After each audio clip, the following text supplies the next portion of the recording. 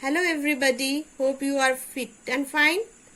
Today we are going to learn the Great Mouse Plot Standard 4 Part 1 video. It's written by Roald Dahl and the story is about Roald Dahl's childhood. When he was a child, he played a prank and the story is all about it. So before we get started, let's know some bio and facts about Roald Dahl. Roald Dahl bio and facts. Roald Dahl was a British novelist, short story writer, poet, screenwriter and wartime fighter pilot. Yes, he was a fighter pilot too, students. His books have sold more than 250 million copies worldwide. Dahl was born in Wales to Norwegian immigrant parents. He served in the Royal Air Force during the Second World War. Born 13 September 1916 in Cardiff, United Kingdom, and he died on 23 November 1990, Oxford, United Kingdom. Movies like Willy Wonka and Chocolate Factory, Charlie and the Chocolate Factory, The BFG, Matilda, more short stories, The Landlady, Lamb to the Slaughter, The Enormous Crocodile, The Hitchhiker. These are more short stories that Roald Dahl has written. So today we are going to learn about the Great Mouse Plot, which is actually a prank played by Roald Dahl with his friends to a shopkeeper or a shop owner, Mrs. Precious. So it's a very interesting story and Roald Dahl has the uniqueness, sense of humor, good sense of humor, and let's get started with the lesson now. So turn to page number 104. Lesson 8, The Great Mouse Plot. A prank is a silly trick that you play on someone to surprise them. Children,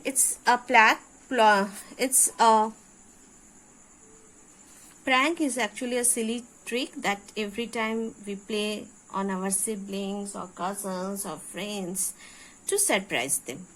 So have you ever played a prank on someone or someone has ever played a prank on you? So you can share those stories with me, with your friends, with your siblings and with whomever you like. So let's get started about the prank that a group of friends played on someone, and after that they didn't like it very much.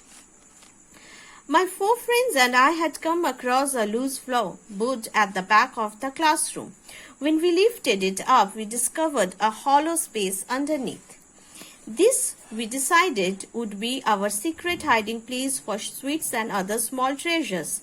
Every afternoon after the last lesson, we would wait until the classroom had emptied. Then we would lift up the floorboard and look at our secret collection. So, the narrator and his 4 friends, they come to a loose floor which was at the back of the classroom, and they decided that this will be their secret place where they will hide. They can keep their secret hiding things like sweets and other small treasures. And like this only, like every afternoon after their last lesson, means last class, when the classroom get emptied, they used to leave that floorboard and they used to look at their secret collection or keep some secret collections there. So, one day we find a dead mouse lying there. Thwart stung it by its tail. What shall we do with it? He cried.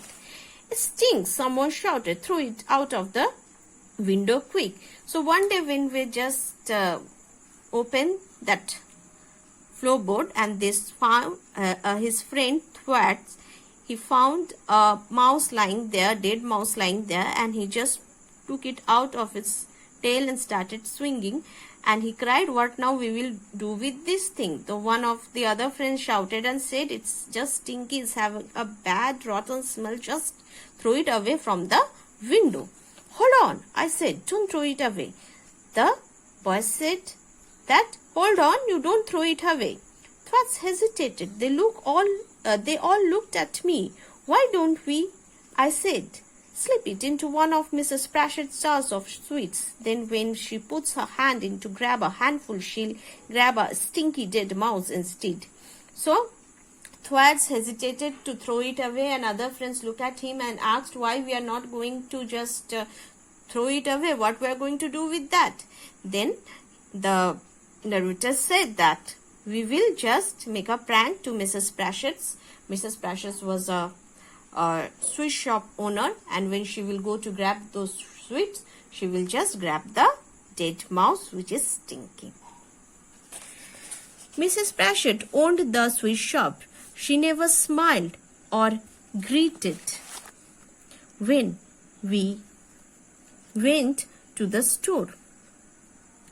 When she spoke, she said things like, "Keep your thieving fingers off," and the chocolates, or either show me your money or get out. Means she used to just shout at the children. She would never smile or greet them, and she would say that you are eager to steal fingers. Thieving here means you just keep them away. So the boys didn't like Mrs. Pratchett at all for her rude behavior. The other four stared at me in wonder. Then, as the sheer genius of the plot began to sink in, they all started grinning.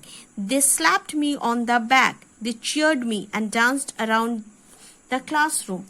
"Well, do it on the way home today," they cried. "You had the idea," they said to me, "so you can be the one to put the mouse in the jar." So here, all the four friends of the narrator stared at him, and the narrator himself was feeling very proud as a sheer genius, as an intelligent, and as the plot was beginning to get in, all started grinning, means all started smiling as they understood the plot, and they thumped him on his back and cheered and they danced, and they said that because the idea is of the narrator, so the narrator will only put the mouse in the jar, and they all were very happy, and they said that today on the way home they will play this prank on Mrs. Pratchett. I put the mouse into my trouser pocket and we headed for the sweet shop. We were excited as we entered the shop. Mrs. Pratchett stood behind the counter. "One toffee, please," Thwaites said to her, holding out his penny. As soon as Mrs. Pratchett turned her head away to fish two toffee out of the box, I lifted the glass lid of Gobstopper's jar and dropped the mouse in. Then I replaced the lid as silently as possible. My heart was thumping and my hands had gone all sweaty. Now what happened? They were all very excited. The writer puts the mouse inside his trouser pocket, and Thwaites went and he was holding the penny, means money, into his hand, and he asked for one toffee, please. And Mrs. Pratchett, as soon as she was fish, means here just finding out the toffees from the box, the narrator lifted the glass lid of the Gobstopper's jar and dropped the mouse inside it. What is the Gobstopper? Those small multicolored sweet candies are called actually Gobstoppers. So this was the glass jar, and the narrator opened the glass lid as she was searching for the toffee, and he put the mouse inside it. "And one bootless, please," I heard Thwaites saying. When I turned round, I saw Mrs. Pratchett holding out the bootless. Now he also asked, Thwaites also asked one bootless, and when he just kept the mouse, then Mrs. Pratchett was holding the bootless. "I don't want all the lot of you trooping in here. If only one of you is mine," she screamed to us. "Go on, get out." Now what happened? Mrs. Pratchett said, "I don't like everyone trooping in, means coming. Only one is wanting the things and everybody is surrounding here." So she was shouting at the children and she asked them to get out from there. As soon as we were outside, we broke into a run. "Did you do it?" they shouted at me. "Of course I did," I said. "Well done you," they cried. What a super show. I felt like a hero. It was a marvelous to be so popular. The next morning we pressed our faces against the window and looked inside. Mrs. Pratchett was nowhere to be seen. Now what happened? As soon they came out from the shop, they all run, and all the boys were shouting and asking the narrator that did you put the mouse inside the jar? And the narrator was feeling like so popular, like a hero, and he said, yes, of course I did it. He was feeling very proud of himself. And in the next morning, and they just went to look inside the shop and from the window to find Mrs. Pratchett, but they saw that Mrs. Pratchett was nowhere to be seen. The glass jar of gobstopper was smashed with the dead mouse lying in the wreckage, and hundreds of many-colored gobstoppers littering the floor. They only saw that the gobstopper's jar was smashed. It was lying on the floor, and many hundreds multicolored gobstoppers were also littering, and the dead mouse also was lying there, but there was Mrs. Pratchett was missing. She got such a shock when she grabbed hold of the mouse that she dropped everything, somebody was saying. But why didn't she sweep it all up and open the shop? I asked. So somebody was saying that when she grabbed hold of the mouse, and she was so shocked that she just broke everything. Then the narrator asks that if everything is broken and here and there, then where is Mrs. Pratchett? Why didn't she clean the place? Nobody answered me. I no longer felt like a winner. Now nobody has any answer of his question. Now the narrator was very afraid of his prank, and he was just thinking that what happened to Mrs. Pratchett. So all his winning attempts, all his heroic deeds were now transferred to a terrific deed for him. We heard the school bell ringing, and we had to gallop. The rest of the way, at the end of the assembly, Mr. Coombs, the headmaster, made an announcement. The whole school is to line up around the playground immediately, he said sternly. We did as we were told. So what happened? The school bell rang, and they have to run fast for the assembly. After the assembly, their headmaster, Mr. Coombs, announced that everyone has to be up around the playground immediately, and he was so sternly, he was saying strict orders were there that they have to follow it. A door led out from the school onto the playground. Suddenly it swung open, and through it strode Mr. Coombs, and beside him was Mrs. Pratchett. He yelled, "That's led her at a brisk walk down the line of boys. It was like someone inspecting the troops." Now what happened? Now suddenly the door led open, and with Mr. Coombs, Mrs. Pratchett was there, and someone, she was inspecting all the boys like an inspector in a troop inspect. Like that she was inspecting, finding out, searching out the boys, and the boys were in the line standing. Suddenly she let out a high-pitched yell and pointed a finger at Thwaites. "That's him," she yelled. "That's one M." Then she pointed out her finger to Thwaites, friends of the narrator, and she said, "That's him," means this is the boy, and that one is the another. Then Mrs. Pratchett's eyes flicked over and settled on my face.